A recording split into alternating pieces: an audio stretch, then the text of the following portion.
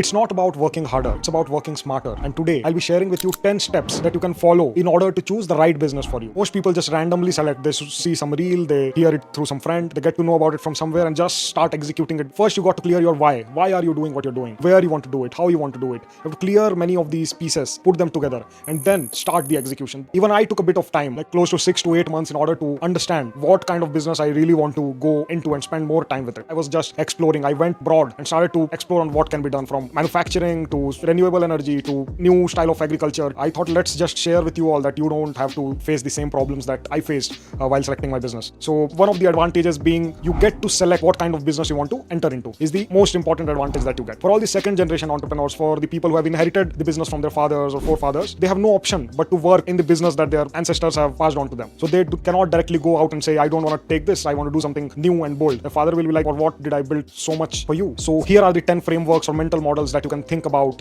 before choosing the right business. Number one is businesses take decades to build. Businesses demand a lot of time, and only when you spend a good amount of time in your business, you truly understand it and truly change the things and make it work. Business is a really long-term game and not a short-term game that in 6 months or 2 years, let's make the money and get out. It's not like that. Businesses take decades to build. So the first thing is you have to spend a lot of time in that business. So pick a business that you're ready to give your time to. You should not feel bored of it. You must enjoy giving your time to the business. Do what you enjoy building, otherwise you will end up burning yourself. So it's much better to pick an industry where even if you spend a lot of hours, a lot of years, a lot of months, you really enjoy doing that business. Number two is you should understand your business thoroughly. Like it should be in your fingertips and common sense. You should be able to articulate that business or explain that business to a 5-year-old in such a simple manner that even he understands that what the business is about. Do it if you truly understand it, and if you have the curiosity to learn it and really develop deep understanding of it. Otherwise, don't get into it just for the heck of it and just because it's trending, it's a hot topic. Don't do it. It is extremely important to understand the fundamentals of your business. So choose a business that you can truly understand. Number three, pick a tailwind business. Tailwind businesses are the businesses in which there's some kind of a support or a push from the consumers, from the government, from the policies, from the international trade, or something like that. There should be some force that is pushing you towards success and growth. Number four, you have to be extremely curious and fascinated by your business. In today's rapidly changing environment, it becomes extremely crucial for you to learn the new updates, the new technologies, the new competitors, the new advancements in your business. If you don't keep yourself updated, the competition will kill you. So you should have natural curiosity towards your business. So it should be like in your free time, you open your phone and start reading about your updates in your industry. So natural curiosity in the industry or the business that you're entering into becomes extremely crucial. The person who will learn more and adapt more will beat all the competition, and you have to constantly keep up with it. Otherwise, you'll be lagging far behind. Number five, make use of today's modern technology, and by that I mean AI, artificial intelligence, in your business. Everybody knows it is an AI era, so it's much better that you also take advantage of it. Use it to your benefit. Use it for scaling, growing, and developing. So it will be really good if you can apply AI into your business. So choose a business in which there is a scope of integrating AI into your existing systems. Number six, what kind of stakeholders do you really want to spend time with? Because as I mentioned earlier, it takes decades and such a long period of time to build a really successful business. It becomes extremely important in order to choose the right kind of people around you. For example, if you do an agriculture startup, you'll spend your majority of the time with the farmers, the mandis, the truck drivers, the transport agencies. And if you do an AI startup, you will spend majority time with AI engineers, prompt engineers, coders, technologists. So you got to choose like which set of people do you want to work with for the rest of the decades. It should not be a shocker to you that you have to deal with farmer or an AI engineer. You have to choose it before the kind of stakeholders that you want in your business. Number seven, how big of a problem are you solving for your customer? Is it an urgent and a complex problem, or is it an easy problem? The pot of gold entirely depends on this. If it is an urgent and a complex problem, the customer will be throwing money on you to solve it. And as it is a complex problem, there will be very less competition, as the skill required to solve this complex problem will be very rare. And if it is an easy problem, the competition will be also high, as the skill required will be easily accessible. And also, as there are so many competitors around, the customers will not give value to you, and you have to hard sell them in order to get that money. Whereas if you hard the complex and the urgent problem, the customer will come running towards you to spend the money. So it's much better if you can solve an urgent and a complex problem for your customer. Number eight, painkillers work better than vitamins. Painkiller tablets work better than vitamin tablets. So if you are choosing a painkiller business in India, it will tend to do much better, as people are already looking for the solution for that problem. You just have to present it, oh, I have this, and they'll instantly buy this. But if you have to sell vitamins, and you have to do a lot of hard selling and explain him and coach him and okay, this will do this, this will do that. But in the painkiller business model, it is super easy. You have the problem, take this. Number nine is, and this is a controversial one because everybody says that you have to choose your business in your skill set and what you are really good at and what skills you have acquired in your past experience and something like that. But I have a slightly different perspective on this. I don't think your current skills and experience really matters while picking or choosing any business. What really matters is the learner's mindset. Whatever business you are choosing, in 1 to 2 years, if you have a learner's mindset, you can learn all the tricks of the trade. You can have a lot of experience talking to the stakeholders around you. Anyways, the business is so new. Of course, your skill and experience, if you have about your same business, it will help you. But it should not be such a big criteria that, oh, I will only choose my business if I have skill in that. No, you anyways have to learn so much even if you have the skills and experience. Skills and experience should not become a barrier on selecting what kind of business you are entering into. It should be dependent on all the other factors as well, which I mentioned before this. People mess up a lot in this. I had skills and experience experience in finance, but I'm not building in finance because I do not find anything in the top first 7-8 parameters that I told you, because many of the parameters that I told you before this were not matching for me. It's not necessary for me to build a business in finance. I found the opportunity somewhere. I found many of the parameters for me fixing somewhere. Hence, I decided to do this business, which was not in my skills and experience. And I think it's not such a big deal. I'm learning a lot about the new industry that I've picked up. I'm learning the basics, the fundamentals from zero, ground up. I'm learning each and everything about how this business really works. And if I tell you honestly, it's working out really well. I'm able to understand it. I'm able to learn it. But if I just chose to do a finance startup because I had skills and experience in it, I did not like it, or many other parameters did not meet, I would not enjoy myself over there. So it's much better I'm doing this business. And number 10 is you should have fun while building the business. You should really enjoy yourself. Ideas to grow this business should be constantly running in your mind, even while you are sleeping, watching reels, doing whatever. The ideas must be flowing over you, that how to grow this, how to grow this. If you think you'll have a lot of fun building this business, do it, man, do it. Core reason for doing any business is, of course, profitability and making money out of it. The first and primary motive, the core motivation is that, and everything surrounds to that. Each and every mental model that I told you is shaped in a manner that if you select all the right parameters, if you think about all these parameters and select the right business, you can make the maximum amount of money and profitability. So in my experience, these were the 10 points that any first generation entrepreneur should think about before starting any business. I hope this video really helped you. Please subscribe to my YouTube channel, hit the like button, comment what you thought about this, and also add points if you have any that people should think about before starting a business. I would definitely read your comments and make this framework much better. Thank you for your time. Keep watching my content.